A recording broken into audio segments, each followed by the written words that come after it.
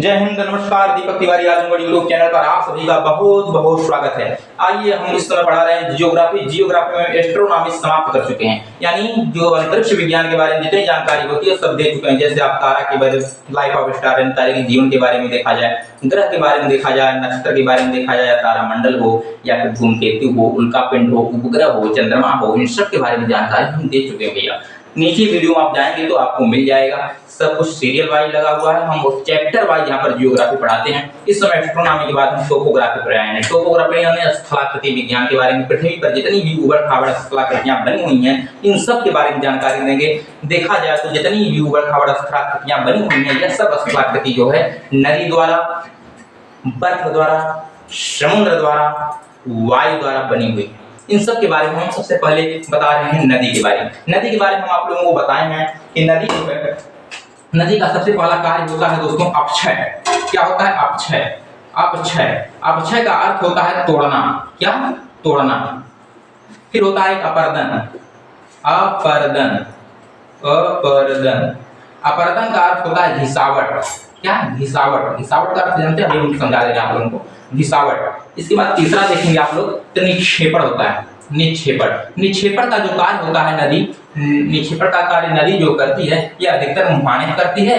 मुहाने पर सबसे अधिक मुहाने करती है और मैदानी भाग में भी कर देती है। मानी मैदानी भाग में जो है घिसावट का भी कार्य करती है और जो है मुहाने पर जो है निक्षेपण का कार्य करती है। अब हम समझते हैं कि क्या होता है अपक्षय, क्या होता है अपरदन और क्या होता है निक्षेपण। इन सब के बारे में जानकारी हम प्राप्त करते हैं दोस्तों। तो सबसे आसानी भाषा में समझा जाए तो जैसे आप लोग सिल लोहा देखे होंगे घर में ना, किसी चीज को कस के तोड़ दिया जाए, क्या हो, किसी चीज को कस के फोड़ दिया जाए या तोड़ दिया जाए तो उसे कहते हैं अपक्षय। और किसी चीज को रगड़ दिया जाए, रगड़ के एकदम मान लीजिए स्मॉल स्मॉल बना दिया, छोटा छोटा पाउडर के जैसा बना दिया जाए तो उसे कहते हैं अपरदन। यानी जब पानी देखते हैं आप लोग बहता वगैरह, बरसात वगैरह में देखते हैं जहां पर मिट्टी रहती है, मिट्टी का पानी धीरे धीरे बह करके एक जगह से दूसरे स्थान, खाली स्थान पे चला जाता है। जहां पर गड्ढा वगैरह रहता है, ऊंचाई से पानी बहता है तो पानी के साथ साथ मिट्टी भी बह करके खाली स्थानों पर चली जाती है, तो उसे कहते हैं अपरदन। क्या कहा जाता है उसे कहा जाता है अपरदन। और जो निक्षेपण का कार्य होता है तो जब मान लीजिए बरसात का पानी जब ऊंचाई से बह करके नीचे जहां पर ढाल रहता है, जहां पर खाल गड्ढा रहता है, वहां पर यदि पानी चला जाता है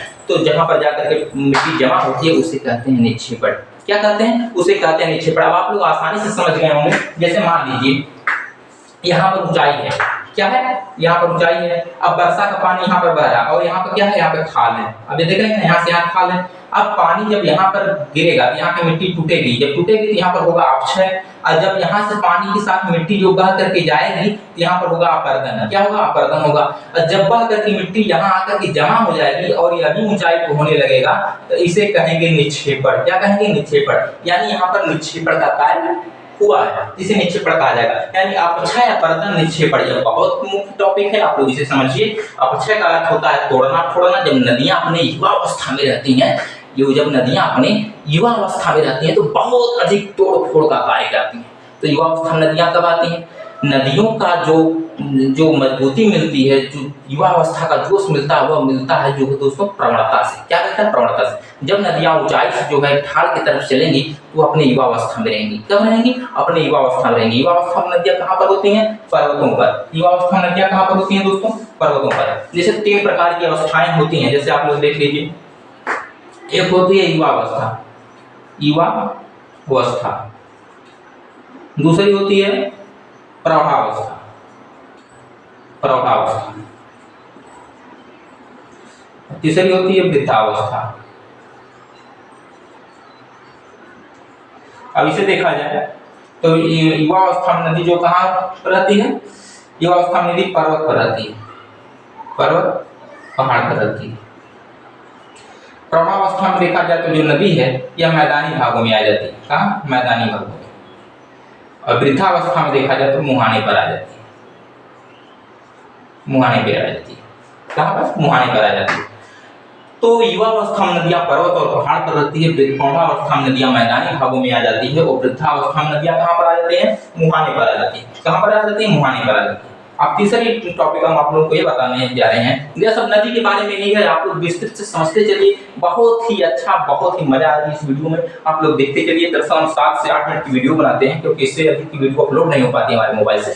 तो आइए देखते हैं। इसके बाद देखेंगे आप लोग, तो देखिए जैसे पर्वत कैसे रहता है, ऐसे रहता है। है कि नहीं, ऐसे रहता पर्वत ना।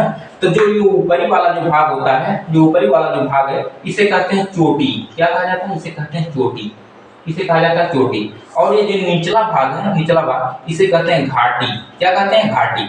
इसे कहा जाता है घाटी और इसे कहा जाता है चोटी। क्या कहा जाता है? चोटी कहा जाता है। अब देखिए, मान लीजिए कि यहाँ तक पर्वत रहा होगा, ठीक, यहाँ तक पर्वत रहा होगा। अब यहाँ से जब बर्फ पिघला होगा और पानी जब निकला होगा, अभी बर्फ से जब बर्फ वाले टॉपिक पढ़ाएंगे, यानी बर्फ द्वारा बनी स्थलाकृतियों के बारे में, तब हम आपको बताएंगे कि नदी का जल बनता कैसे, यानी नदी निकलती कैसे, इसके बारे में जानकारी देंगे। अभी तो हम सिर्फ नदी द्वारा बता रहे हैं, तो नदी कैसे निकली है इसके बारे में जानकारी देंगे, और नदी बनी कैसे या बर्फ द्वारा जब पढ़ाएंगे तब बताएंगे। आइए समझते हैं। यहाँ से मान लीजिए यहाँ तक पर्वत है कि नहीं, अब इसे आप बोलेंगे घाटी। अब यहाँ से मान लीजिए नदी निकली है कि नहीं, यहाँ से मान लीजिए नदी निकल रही है, धीरे धीरे नदी निकल रही है यहाँ से। अब यहाँ से नदी निकलेगी तो जो ये वाला भाग इसे काटती रहेगी कि नहीं, काटते काटते काटते काटते एक दिन ऐसा आएगा, एक दिन ऐसा आ जाएगा कि इसे काट देगी पूरा, इसे पूरा काट देगी और नदी इस तरह बहने लगी। क्या? इस तरह बहने लगी। जब यहाँ पर बहेगी, यहाँ पर एक वी आकार की घाटी का निर्माण कर रही है नदी। देखिए, वी आकार की घाटी का निर्माण कर दे रही है। तो एग्जाम में यह पूछता है वी आकार की घाटी का निर्माण कैसे होता है, तो वी आकार की घाटी का निर्माण नदी द्वारा होता है। वी आकार की घाटी का निर्माण नदी द्वारा होता है। इसके बाद हम यह बताएंगे आप लोगों को, इसके बाद कहा जाएगा, इसके बाद देखा जाए एग्जाम में पूछता है भांगर। क्या पूछता है? भांगर।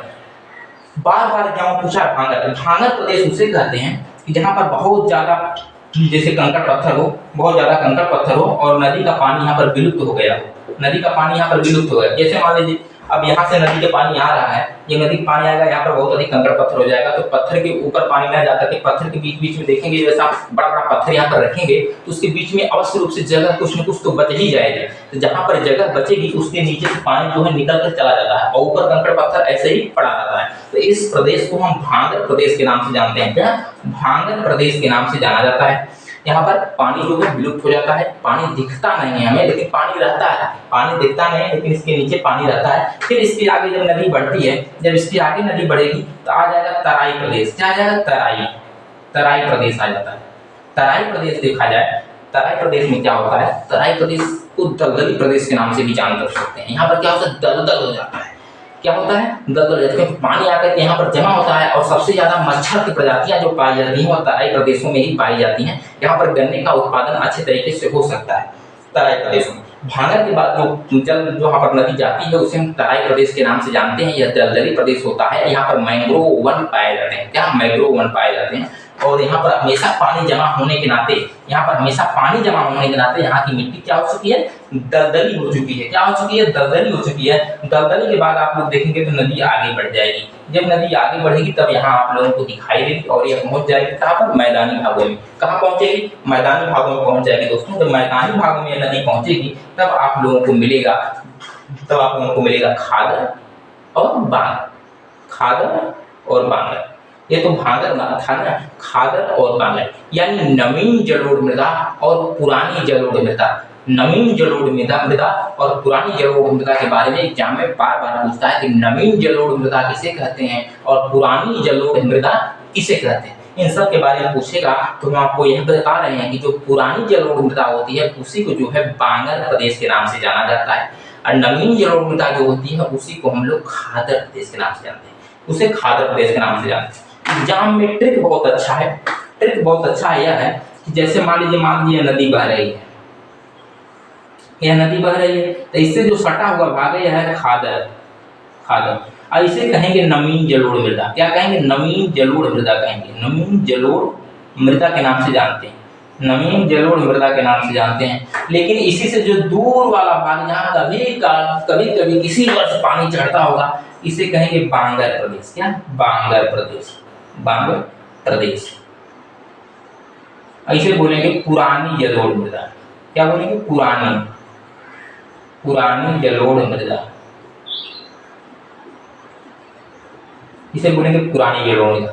कल जब हम बताएंगे तो पूरा फिगर के साथ आपको समझाएंगे कि कैसे जो है पुरानी जलोढ़ मृदा हो रही है, कैसे ट्रिक क्या है इसका। ये देखिए, जैसे मान लीजिए यदि आप पढ़ रहे हैं क से लेकर के ज्ञान तक, तो सबसे पहले क पढ़ेंगे, फिर आएगा ख, यानी स्टार्ट में ही आ जा रहा है ख, यानी नदी से सटा हुआ था ख, यानी खादर। और नदी से दूर वाला भाग यानी क ख ग घ पढ़ते जाएंगे तो ब लास्ट में आ रहा है, तो इसलिए दूर वाला भाग क्या कहलाएगा? बांगर। क्या कहलाएगा? बांगर। ऐसा ट्रिक आपको किसी भी वीडियो में आप लोगों को देखने को नहीं मिला होगा। यदि आप आसानी से हमारी वीडियो देखते चल रहे हैं तो एक एक टॉपिक हम बहुत अच्छे तरीके से आपको समझाने का प्रयास कर रहे हैं। मिलते हैं अगली वीडियो में, तब तक के लिए आप सभी का बहुत बहुत धन्यवाद।